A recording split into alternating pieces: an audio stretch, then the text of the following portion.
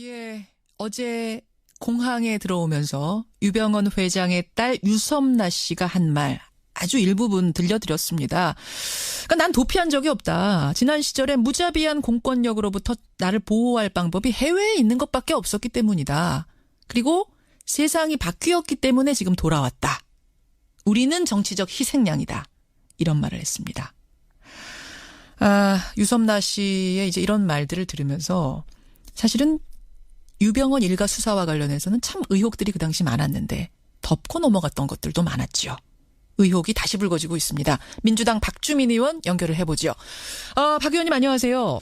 예, 안녕하십니까. 지난 3월에 그러니까 세월호 인양 절차가 막 시작됐을 때 저희 스튜디오에 출연하셨었잖아요. 네네. 그때 뭐라 그러셨냐면 차기 정부가 들어서면 유병언 사망 사건도 다시 조사할 필요가 있다 그러셨어요. 네. 예, 제가 그때는 이제 짧게 듣고 넘어갔습니다만 어떤 의미로 그런 말씀하신 겁니까? 사실은 이제 세월호 참사 관련돼서 많은 의혹들이 아직도 의혹인 상태로 남아 있죠. 예. 그리고 국민분들이 가지고 계신 의혹 중에 또 한 부분이 유병언 사망 그리고 청해진이라는 회사의 정체, 정치권과의 연계 가능성 이런 부분들입니다. 그래서 예. 그런 부분들도 빠짐없이 다시 조사될 필요가 있다. 그런 의미로 말씀드렸던 것입니다. 그런 의미로. 사실 이 유섬나 씨의 혐의는 그냥 횡령 배임이에요. 디자인 업체를 네. 운영하면서 아버지가 운영하는 그 계열사하고 거래를 하는데 부당하게 이득 취했다. 조그만 일 하고 큰 돈 받았다. 뭐 이런 건데. 예. 그럼 그것만 들으면 세월호 자체와는 직접적인 관련은 없어 보이는데 유섬나 씨가. 유섬나 씨를 통해서 뭔가가 밝혀질 수 있을 거라고 보십니까? 아까 말씀드렸던 것처럼 그 세월호를 소유하고 있었던 청해진이라는 회사가 과연 어떤 회사인가, 그리고 예. 정치권과 또는 권력과 어떤 관계가 있는가를 밝힐 필요가 있는데 그 부분에 대해서 제대로 이야기해 줄 수 있는 사람들이 지금까지는 없었다는 것이죠. 유병언 씨는 물론, 사망했고. 예, 장남 유대균 씨 같은 경우도 예. 수사는 받았지만 예. 사업이라든지 이런 부분을 거의 관여하지 않았던 인물로 알려졌어요. 그렇죠. 그런데 이 장녀 유섬나 씨의 경우에는 횡령과 배임 액수가 492억에 달할 정도로 예. 사업에도 깊이 관여한 것으로 생각이 되고 있는 인물입니다. 아하. 그렇다면은 방금 말씀드렸던 청해진이라는 회사의 정체 그리고 예. 정치권과의 연계 가능성 이런 부분에 대해서 충분히 알고 있을 것이다 이렇게 추측이 되고 있습니다. 그렇기 때문에 유섬나라는 인물이 중요한 거군요. 예. 지금 두 가지 말씀하셨어요. 유병언 사망에 대한 의혹, 청해진과 과거 정권과의 연결 가능성. 먼저 예. 하나 보겠습니다. 유병언 회장. 시신이 발견됐을 때 이미 부패가 너무 심해가지고요. 이거 국가수가 뭐 부검을 하긴 했습니다만 사인 불상으로 종결됐죠. 원인이 안 나왔죠. 네, 정확히 원인이 안 나온 것으로 안 나왔습니다. 그렇게 했죠. 예. 그래서 그때 그 죽은 사람이 진짜 유병언이 맞냐부터 시작을 해서 유병언이 맞다면 자살한 거냐? 혹시 타살은 아니냐? 뭐 별 이야기가 무성했어요. 지금 청취자들 문자도 들어옵니다만 차경민님 외에 많은 분들이 아직도 살아있다고 믿는다 이런 분들도 많이 계시거든요. 어떻게 보세요? 저도 사실은 이 부분에 대해서는 그렇게 많은 정보를 가지고 있진 못합니다. 예. 그래서 섣불리 어떻다라고 말씀드리긴 어려운데요. 예. 바로 그런 부분이 유섬나 씨가 중요한 역할을 할 수 있는 거라고 생각합니다. 아까도 말씀드렸듯이 사업 관련돼서 많이 관여한 것으로 보여지기 때문에 예. 유병언 사망한 것으로 보여지고 사망한 것으로 알려져 있는 유병언 씨의 어떤 여러 사망이라든지 이런 여부에 대해서 예. 좀 더 많은 정보를 제공해 줄 수 있을 것으로 보여져요. 그래서 국민들이 갖고 계신 의문을 예. 푸는 데 좀 도움이 될 것이다 이렇게 보고 있습니다. 그러니까 유병언 회장이 유섬나 씨와 뭐 그 당시에 대화를 했다든지 전화를 주고받았다든지 뭐 이런 것들을 통해서 그 당시 무슨 일이 벌어지고 있었던 건가를 유섬나라는 사람은 알 것이다. 예, 아마 알 그렇다면 것이라고 생각합니다. 예. 이 죽음에 관련해서도 뭔가 실마리가 있지 않겠는가 그런 말씀이에요. 맞습니다. 예. 지금 이제 너무 많은 분들이 이 죽음을 믿을 수 없다라는 문자를 많이 보내주고 계신데 이건 좀 황당한 얘기입니까? 아니면 그럴 가능성도 조금이라도 있습니까? 정말 뭐 살아있다거나 혹은 타살당했거나. 글쎄요. 지금 뭐 국가수 발표라든지 이런 것들을 전면적으로 부인하기는 어렵겠죠. 예. 그래서 아마 저도 사망했을 것이라고 보고는 있는데 예. 문제는 사망의 원인, 배경 이런 것들은 전혀 밝혀진 게 없습니다. 그렇기 때문에 이런 부분에 대해서는 좀 밝혀야 된다고 생각을 하고 있는 것이죠. 그 시신이 유병헌은 맞을 것 같다. 거기까지는 이제 국가수 발표를 인정한다 치더라도 그 원인에 대해서는 지금 밝혀진 게 없으니까. 그렇죠. 그리고 그렇게 혼자 사망하게 된 배경도 사실 아무것도 밝혀진 게 없거든요. 아무것도 밝혀진 게 없습니다. 네. 바로 그 부분에서 주목할 게 어제 유섬나 씨의 발언. 우리는 정치적 희생양이었다. 이 부분이거든요. 네. 도대체 이게 무슨 의미로 한 말인가? 정치적 희생양이라니. 그러게 말입니다. 사실은 이 정치적 희생양이라는 주장은 유섬나 씨만 한 것이 아니라 예. 유병헌 씨 일가들은 자주 했던 말이고 특히 이제 세칭 구원파로 불리는 기독교 복음 침례회 예. 사람들도 이런 얘기들은 많이 했었습니다. 구원파가 그 당시 들었던 플래카드가 김기춘 비서실장 우리가 남이가 이런 거 아니었습니까? 예, 그것뿐만 아니라 뭐 끝까지 가겠다 뭐 이런 예. 플래카드도 있었죠. 있었죠. 근데 이제 정치적 희생양이라는 언급 그리고 방금 말씀하셨던 그런 플랜카드의 문구가 담고 있는 의미 이런 부분에 대해서 또 속 시원하게 얘기는 안 해요. 그렇기 때문에 이 과연 어떤 의미를 담고 있고 특히 이제 거기서 함의하고 있는 정치권과의 어떤 관련성 예. 그런 건 뭔가가 밝혀져야 되는 것이죠. 그냥 추상적으로 국민의 비판, 정권에 대한 비판, 주의를 돌리기 위해 우리를 희생양 삼은 거다라는 의미 정도인지 아니면 진짜로 뭔가 그 정권하고 깊은 뭔가 유착 관계가 있었고 그걸 덮기 위해서 우리를 죽음으로 몰고 갔다 뭐 이런 의미인지 그게 이제 밝혀져야 된다는 거죠. 맞습니다. 예. 피상적이고 추상적인 얘기냐 아니면 정말 구체적으로 뭐가 있었는가? 그렇군요. 그래서 말입니다.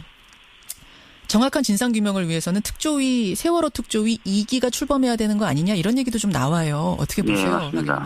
예. 근데 지금 그 특조위 2기를 출범시키기 위한 법은 제가 몇 차례 말씀드렸지만 작년에 발의가 돼서 신속 처리안건으로 지정돼서 올해 좀 늦지만 11월이면 이제 통과가 예정되어 있습니다. 근데 좀 늦죠. 그래서 어떻게든 좀 당겨보려고 국회 차원에서 노력을 좀 해야 될 것 같고. 근데 이게 당기는 것이 이제 야당의 반대나 이런 것으로 인해서 여의치가 않을 경우에는 문재인 대통령님의 이제 공약대로 좀 행정부 차원에서의 어떤 조사위원회 구축 이런 것들도 좀 고민이 돼야 됩니다. 이게 뭐 단순히 정치적인 공세다 이렇게 야당들은 자꾸 반발하고 있는데 그게 아니라 실제로 국민분들이 많은 의혹을 가지고 계시거든요. 그리고 그런 의혹들 때문에 또 풀리지 않는 어떤 그런 어떤 모습들 이런 것들 때문에 우리 사회가 좀 안전하지 않다고 여전히 여기시는 분들도 많거든요. 그래서 이런 것들을 해소하기 위해서 반드시 입법 시기를 당기든지 아니면 행정부 차원에서 조사위원회가 만들어져야 된다고 생각합니다. 청취자 한 분이 이런 질문 주셨어요. 세월호 직원의 휴가나 수당 지급에 대해 왜 국정원에 보고를 했는지 이런 의혹 밝혀진 거 있습니까? 라고 박 의원님께 질문 주셨네요.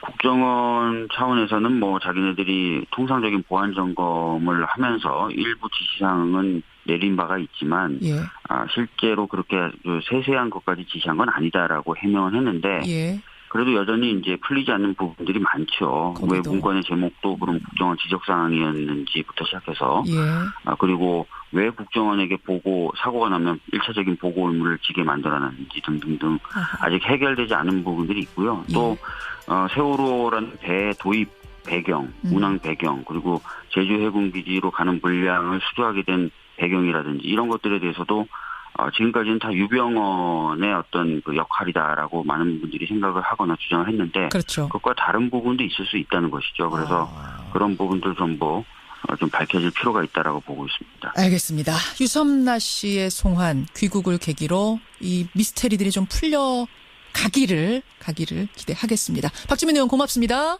예, 감사합니다. 더불어민주당 박주민 의원이었습니다. 하나 보겠습니다. 유병헌 회장.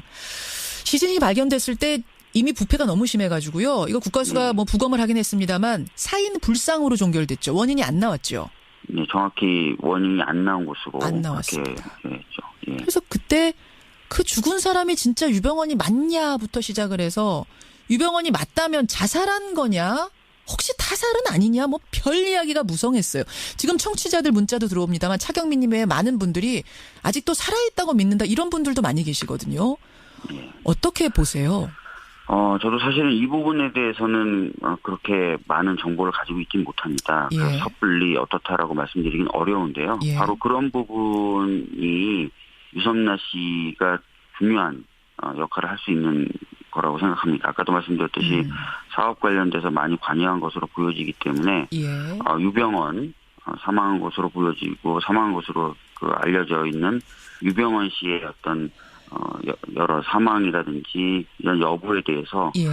좀 더 많은 정보를 제공해 줄 수 있을 것으로 보여져요. 그래서 국민들이 갖고 계신 의문을 예. 푸는 데 좀 도움이 될 것이다 이렇게 보고 있습니다. 그러니까 유병헌 회장이 유섬나 씨와 뭐 그 당시에 대화를 했다든지 전화를 주고받았다든지 뭐 이런 것들을 통해서 그 당시 무슨 일이 벌어지고 있었던 건가를 유섬나라는 사람은 김기춘 비서실장 우리가 남이가 이런 거 아니었습니까? 예, 그것뿐만 아니라 뭐 끝까지 가겠다 뭐 이런 예. 플래카드도 있었죠. 있었죠. 근데 이제 정치적 희생양이라는 언급 그리고 방금 말씀하셨던 그런 플랜카드의 문구가 담고 있는 의미 이런 부분에 대해서 또 속 시원하게 얘기는 안 해요. 그렇기 때문에 이 과연 어떤 의미를 담고 있고 특히 이제 거기서 함의하고 있는 정치권과의 어떤 관련성 예. 그런 건 뭔가가 밝혀져야 되는 것이죠. 그냥 추상적으로 국민의 비판, 정권에 대한 비판, 주의를 돌리기 위해 우리를 희생양 삼은 거다라는 의미 정도인지 아니면 진짜로 뭔가 그 정권하고 깊은 뭔가 유착 관계가 있었고 그걸 덮기 위해서 우리를 죽음으로 몰고 갔다 뭐 이런 의미인지 그게 이제 밝혀져야 된다는 거죠. 맞습니다. 예. 피상적이고 추상적인 얘기냐 아니면 정말 구체적으로 뭐가 있었는가? 그렇군요. 그래서 말입니다. 정확한 진상규명을 위해서는 특조위, 세월호 특조위 2기가 출범해야 되는 거 아니냐 이런 얘기도 좀 나와요. 어떻게 보세요? 맞습니다. 예. 근데 지금 그 특조위 2기를 출범시키기 위한 법은 제가 몇 차례 말씀드렸지만 작년에 발의가 돼서 신속 처리 안건으로 지정돼서 올해 좀 늦지만 11월이면 이제 통과가 예정되어 있습니다. 근데 좀 늦죠. 그래서 어떻게든 좀 당겨보려고 국회 차원에서 노력을 좀 해야 될 것 같고. 예. 알 것이다. 예, 아마 알 것이라고 생각합니다. 예. 이 죽음에 관련해서도 뭔가 실마리가 있지 않겠는가 그런 말씀이에요. 맞습니다. 예. 지금 이제 너무 많은 분들이 이 죽음을 믿을 수 없다라는 문자를 많이 보내주고 계신데 이건 좀 황당한 얘기입니까? 아니면 그럴 가능성도 조금이라도 있습니까? 정말 뭐 살아있다거나 혹은 타살당했거나. 글쎄요. 지금 뭐 국가수 발표라든지 이런 것들을 전면적으로 부인하기는 어렵겠죠. 예. 그래서 아마 저도 사망했을 것이라고 보고는 있는데 문제는 사망의 원인, 배경 이런 것들은 전혀 밝혀진 게 없습니다.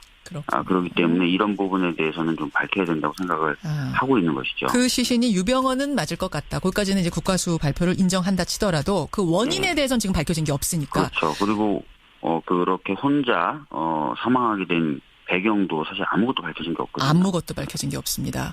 바로 그 부분에서 주목할 게 어제 유섬나 씨의 발언. 우리는 정치적 희생양이었다. 이 부분이거든요. 도대체 이게 무슨 의미로 한 말인가? 정치적 희생양이라니. 그러게 말입니다. 사실은 이 정치적 희생양이라는 주장은 유섬나 씨만 한 것이 아니라 유병헌 씨 일가들은 자주 했던 말이고 특히 이제 세칭 구원파로 불리는 기독교 복음 침례회 사람들도 이런 얘기들은 많이 했었습니다. 구원파가 그 당시 들었던 플래카드가 의미로 말씀드렸던 것입니다. 그런 의미로. 사실 유섬나 씨의 혐의는 그냥 횡령 배임이에요. 디자인 업체를 운영하면서 아버지가 운영하는 그 계열사하고 거래를 하는데 부당하게 이득 취했다. 조그만 일 하고 큰 돈 받았다. 뭐 이런 건데. 그럼 그것만 들으면 세월호 자체와는 직접적인 관련은 없어 보이는데 유섬나 씨가. 유섬나 씨를 통해서 뭔가가 밝혀질 수 있을 거라고 보십니까? 아까 말씀드렸던 것처럼 그 세월호를 소유하고 있었던 청해진이라는 회사가 과연 어떤 회사인가 그리고 정치권과 또는 권력과 어떤 관계가 있는가를 밝힐 필요가 있는데 그 부분에 대해서 제대로 이야기해 줄 수 있는 사람들이 지금까지는 없었다는 것이죠. 유병헌 씨는 사망했고. 장남 유대균 씨 같은 경우도 수사는 받았지만 사업이라든지 이런 부분에 거의 관여하지 않았던 인물로 알려졌어요. 그런데 이 장녀 유섬나 씨의 경우에는 횡령과 배임 액수가 492억에 달할 정도로 사업에도 깊이 관여한 것으로 생각이 되고 있는 인물입니다. 그렇다면은 방금 말씀드렸던 청해진이라는 회사의 정체 그리고 정치권과의 연계 가능성 이런 부분에 대해서 충분히 알고 있을 것이다 이렇게 추측이 되고 있습니다. 그렇기 때문에 유섬나라는 인물이 중요한 거군요. 지금 두 가지 말씀하셨어요. 유병헌 사망에 대한 의혹, 청해진과 과거 정권과의 연결 가능성.